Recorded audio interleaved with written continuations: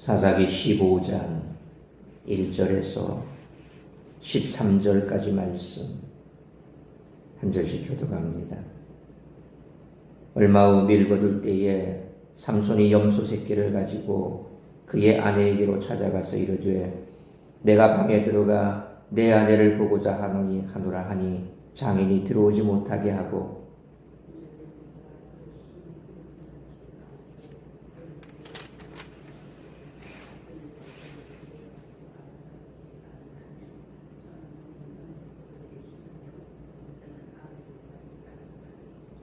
삼손이 그들에게 이르되 이번은 내가 블레셋 사람들을 해할지라도 그들에게 대하여 내게 허물이 없을 것이니라 하고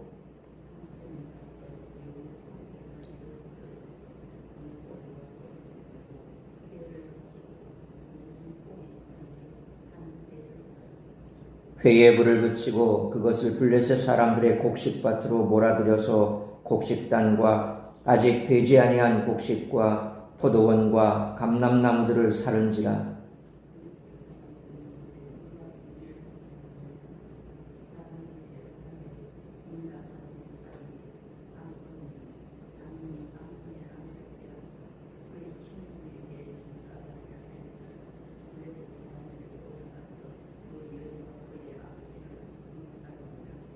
삼손이 그들에게 이르되 너희가 이같이 행하였은즉 내가 너희에게 원수를 갚고야 말리라 하고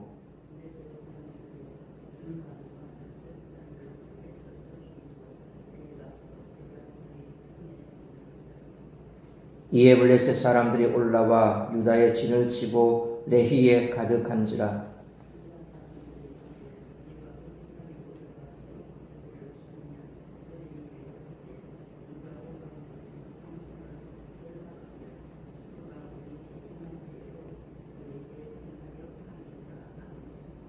유다 사람 3,000명이 에담 바위 틈에 내려가서 삼손에게 이르되 너는 블레셋 사람이 우리를 다스리는 줄을 알지 못하느냐? 내가 어찌하여 우리에게 이같이 행하였느냐 하니 삼손이 그들에게 이르되 그들이 내게 행한 대로 나도 그들에게 행하였노라 하니라.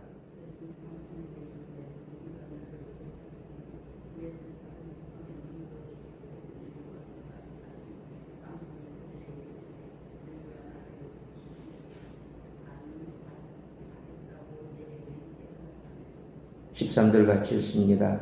그들이 삼손에게 말하여 이르되 아니라 우리가 다만 너를 단단히 결박하여 그들의 손에 넘겨줄 뿐이요 우리가 결단코 너를 죽이지 아니하리라 하고 새 밧줄 둘로 결박하고 바위 틈에서 그를 끌어내니라.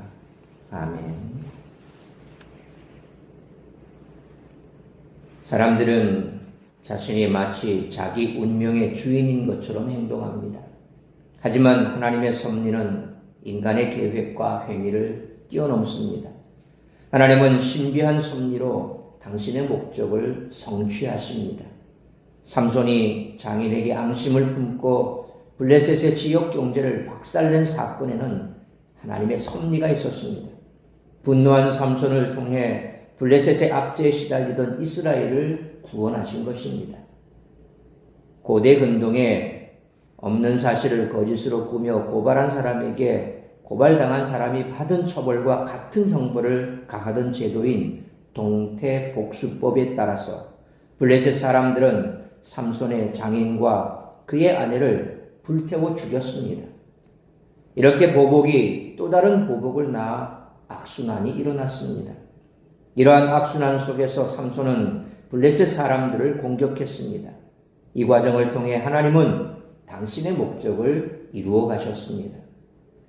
삼손이 유다 땅으로 도망한 것은 삼손과 블레셋 사람들의 개인적 문제가 이스라엘과 블레셋의 민족 간 문제로 확대되는 계기가 되었습니다.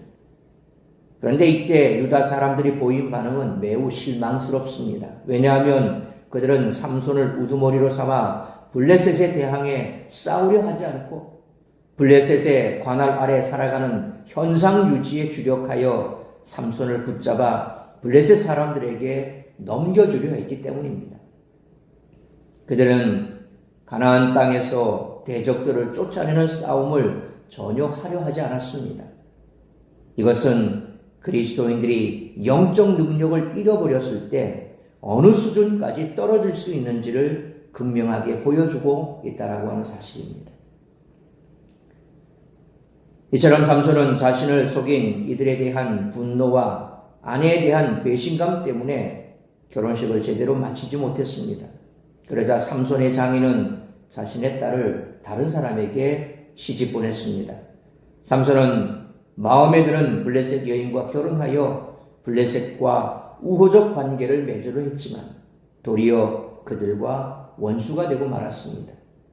이스라엘의 사사가 이렇게 방탕하게 사는 중에도 하나님은 이스라엘에게 구원의 손길을 뻗고 계셨습니다.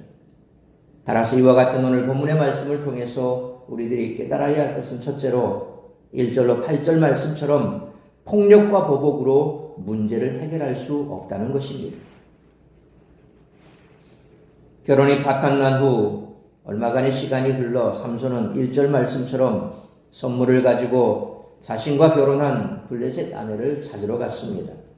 그러나 2절 말씀처럼 이미 그녀의 아버지는 그녀를 다른 사람에게 시집 보냈습니다. 장인은 삼손을 달래기 위해 그녀의 동생을 아내로 맞으라고 권했습니다. 이에 삼손의 분노는 극에 달했습니다. 3절 말씀처럼 그의 분노는 한 사람과 한 집안이 아닌 블레셋 사람과 사람 전체에게 향했습니다.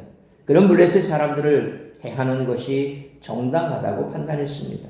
그래서 4절로 5절 말씀처럼 여우 300마리의 꼬리에 불을 붙여 블레셋 사람들의 곡식단, 밭, 포도원, 감람나무로 몰아 그것들을 모두 불살랐습니다.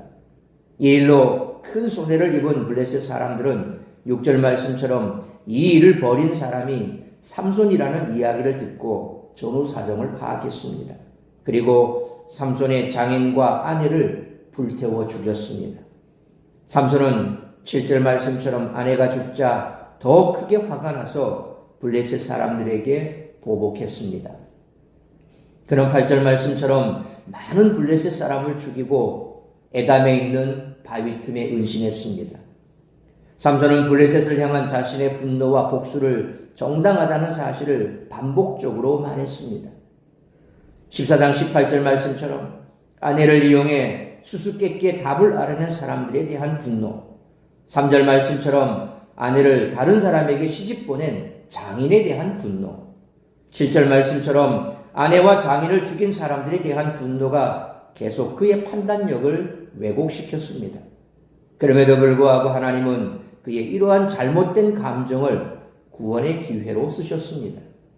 민족 간 다툼으로 번진 삼손의 분노 이면에서 하나님은 삼손이 블레셋으로부터 이스라엘을 구원할 사사의 사명을 자기도 모르게 성취해 가도록 이끄셨습니다. 하나님을 떠난 자들은 자기가 당한 억울한 일을 하나님이 해결해 주시리라는 믿음이 없습니다. 그렇기 때문에 폭력과 보복이라는 자기 방식대로 문제를 해결하려고 합니다. 우리가 살아가는 사회에서도 마찬가지입니다. 사소한 갈등이 걷잡을 수 없이 커져 이웃을 살해하는 일이 왕왕 발생합니다. 그러므로 하나님을 알지 못하고 두려워하지 않는 세상 사람들처럼 폭력과 보복이라는 자기 방식대로 문제를 해결하려 하지 말고 하나님 백성답게 악을 손으로 갚는 거룩한 행실로 본을 보이는 삶을 살아가는 우리 모두가 되시기를 축원합니다. 두 번째로 9절로 13절 말씀처럼 영적으로 연약해지면 세상과 타협하게 된다는 것입니다. 9절 말씀처럼 블레셋 사람들은 삼손이 거하고 있는 유다 땅으로 와서 진을 쳤습니다. 전쟁을 준비한 것입니다. 이에 유다 사람들은 10절로 13절 말씀처럼 전쟁을 막기 위해 그곳으로 몰려가 삼손을 블레셋에 넘기기로 했습니다. 삼손은 유다 사람들에게 자신의 행동이 정당했다며 변론하고 자신을 결박시킨 후에 죽이지 말라고 말했습니다. 우리는 이 단락에서 삼손 한 사람의 다툼이 그가 속한 단 지파뿐만 아니라 유다 지파에까지 확대되었음을 볼 수 있습니다. 삼손은 원하든 원하지 않든 이스라엘을 위해 싸워야 하는 자리까지 나아갔습니다.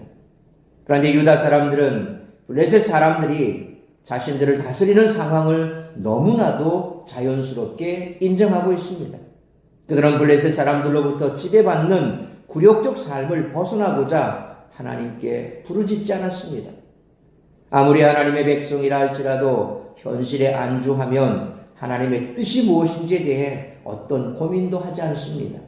하나님을 믿고 나아가 대적과 싸우려 하기보다 현실과 타협하려고 합니다. 이것이 죽어있는 신앙의 현주소입니다. 하지만 그런 상황에서도 당신의 백성을 포기하지 않으시고 구원의 역사를 써나가시는 하나님이 계십니다. 우리는 그 은혜와 사랑을 헤아리고 깨어있어야 합니다. 이처럼 하나님과의 관계에서 깨어있지 않으면 마땅히 싸워야 하는 영적 전쟁을 피하고 타협하는 삶을 선택하게 됩니다. 그러므로 영적으로 연약해져 영적 전쟁을 피하는 삶이 편하고 안락하다고 유혹하는 사탄의 유혹을 물리치고 하나님을 가까이 하며 그분의 뜻에 순복함으로 영적 전쟁에서 날마다 승리함으로 주님이 주시는 참된 평안과 기쁨을 누리며 살아가는 우리 모두가 되시기를 축원합니다. 사랑하는 성도 여러분, 세상 속에서 살아가는 성도는 영적으로 깨어 있어야 합니다. 그러지 않으면 세상의 종노릇하면서도 그 상황에 안주하여 영적 전쟁을 피하려고 계속 타협하는 선택을 반복하게 됩니다. 그러므로 주님이 우리의 영혼을 깨워주시기를 날마다 기도해야 할 뿐만 아니라 오직 주님만을 섬기며 살아가므로 주님이 주시는 참된 평안과 기쁨을 누리며 날마다 승리하는 삶을 살아가는 우리 모두가 되시기를 주님의 이름으로 축원합니다. 기도하겠습니다. 걸어가신 아버지 하나님, 은혜와 사랑을 감사합니다. 오늘도 이 새벽을 깨워 말씀으로 예배로 하루를 시작하게 하시니 감사합니다. 오늘 주신 말씀처럼 이 땅을 살아가는 사람들이 점점 더 포악해지고 또 광기에 차 있는 것 같은 그런 세상으로 치달아가는 것은 바로 다름 아닌 폭력과 보복으로 문제를 해결하려고 하는 그러한 감정적으로 모든 것을 해결하는 시대 속에 살고 있기 때문에 그렇습니다. 그래서 내가 받은 그대로 남에게도 해하고 또 그 이상으로 보복하려고 하는 심리가 온 세상에 퍼져 있습니다. 오늘 삼손이 보여주었던 모습 그대로 우리 또한 이 땅을 살아가면서 세상 사람들이 보여주고 있는 그런 모습과 똑같이 우리에도 이와 같이 내가 받은 그것으로 똑같이 보복하려는 마음이 없지 않아 있습니다.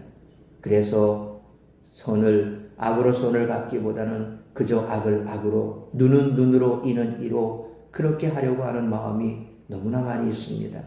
그래서 예수 믿는다고 해도 세상 사람들과 별반 다를 것이 없는 그런 모습으로 살아가고 있지는 않은지 오늘 우리 자신을 돌아볼 수 있기를 원합니다. 하나님이 원하시는 것은 눈은 눈으로 악은 악으로 그렇게 세상 사람들과 똑같이 살아가는 것이 아니라 악을 손으로 갖고 모든 것을 하나님 손에 맡기는 하나님의 절대 주권을 인정하는 삶을 살아가는 하나님의 백성의 모습을 보기를 원하시는 것입니다. 우리의 삶이 주님께서 원하시는 대로 우리 하나님께서 원하시는 대로 그런 삶을 살아낼 수 있도록 날마다 성령의 충만함을 받아야 할 것입니다. 뿐만 아니라 이 땅 가운데서 우리는 늘 영적 전쟁의 한가운데 서 있습니다. 이 영적 전쟁 가운데 승리하기 위해서는 늘 말씀 가운데 깨어 있어야 할 것입니다. 그렇지 않으면 우리는 적당하게 세상과 타협하고 세상 가운데서 안주하고 평안을 찾게 될 것입니다. 하나님은 결코 우리에게 그러한 삶을 요구하지 않으십니다. 우리에게 원하는 것은 싸워 승리하라는 것입니다. 세상 가운데 영적 전쟁 현장 가운데서 싸워 승리하라는 것입니다. 믿음을 잃어버리지 않고 믿음 가운데 깨어 기도하고 날마다 주님 주시는 그와 같은 말씀 붙들고 나아갈 때에 우리는 세상이 주는 안일함과 평안함과 타협하는 것이 아니라 힘써 싸워 승리함으로 누리는 주님 안에서의 기쁨이 넘쳐나야 할 줄 믿습니다. 오늘도 영적으로 깨어있어 나를 유혹하는 세상의 유혹과 맞서 싸워야 하고 또 나를 안일하게 세상 가운데 안주하게 만드는 사탄의 유혹과 싸워 승리해야 하고 그럴 때에 우리의 삶 가운데 참으로 참된 기쁨과 평안이 있게 될 줄 믿습니다. 오늘 이 한날도 나를 유혹하는 그 유혹과 싸워 승리케 하시고, 또한 사탄이 나에게 속삭이는 세상과 적당히 타협하고 세상 속에서 그저 안주하라고 하는 그 사탄의 유혹과 싸워 승리하는 그런 한날의 삶을 살아낼 수 있도록 오늘 이 아침에도 성령으로 충만케 하시며, 오늘 이 한날 나를 통하여 이루고자 하는 하나님의 뜻이 무엇인지 그 뜻을 이루기에 부족함이 없는 복된 한날의 삶이 될 수 있도록 은총 내려 주옵소서. 이 모든 말씀 우리 주 예수 그리스도의 이름으로 기도하옵나이다. 아멘.